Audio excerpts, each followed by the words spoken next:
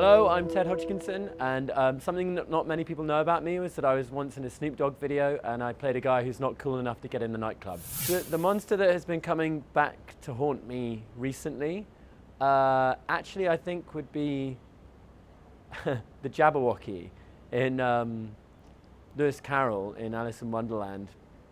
It's something, I don't know, there's something very strange about the language in that poem. The Vorpal sword went snicker-snack.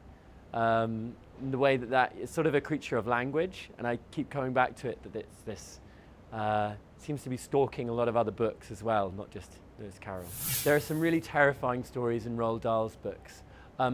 If you've ever read The Twits by Roald Dahl, it's a portrait of a very cruel marriage, and actually the female and the male characters, neither of them come out very well in that story, but it's a very good story about the sort of cruelties that occur in a marriage and how the little games, the little tricks that people can play on each other. There's also a character in The Witches who is genuinely terrifying, who wears a mask that pulls it off, and underneath it she's sort of veiny and all kind of crepuscular.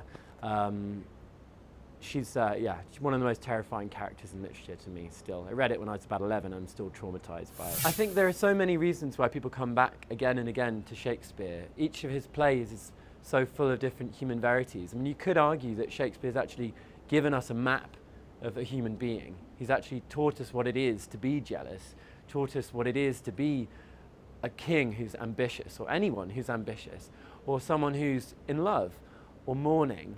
I think those are things which actually Shakespeare has helped us define and helped us map. So actually it's a bit of a chicken and egg thing with Shakespeare. It's like, why do we still read Shakespeare? Because he helped us define who we are as people. I mean, there are so many characters that I could talk about, and I could talk about them for a long time. But just to mention one, I think that Shylock is a character who has extraordinarily modern resonance. He's often portrayed as a villain, as somebody who wants Antonio's pound of flesh, and yet he's also someone who suffers a lot of racial abuse. He's someone who's marginalised, pushed to the edge of community, driven to extremes. And it's something I think that resonates with a lot of minorities around the world. It's people who, not necessarily just Jewish people, but people from all kinds of different walks of life who don't get their voice heard. The bullying that he encounters at the end of that play is quite horrible. So, and that play has been performed in Nazi Germany, and it's also been performed in Israel. It's been performed in lots of different contexts, for lots of different reasons. It speaks to so many different people, and I think one of the reasons for that is that, as I say, I think Shakespeare helped us understand what it is to be marginalised. I'm going to steal a name from Homeland, Shlomo. Oh no, it's not from Homeland, it's from An Honourable Woman. He plays a very mercurial Jewish figure in that series, An Honourable Woman, who you're never really sure whether to trust or not.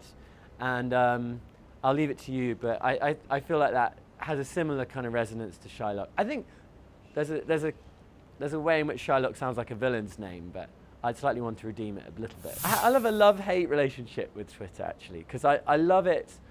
I love being involved in a conversation with literary friends, people I know. I find out things all the time that I didn't know were happening. And I sometimes get hit with a torrent of writing or poetry that I just didn't know was out there, and I love all of that. You know, I'm not going to follow Miley Cyrus and all that. I'm not interested in what so and so had for lunch, but I love that I can find out really quickly about what's going on in the literary world.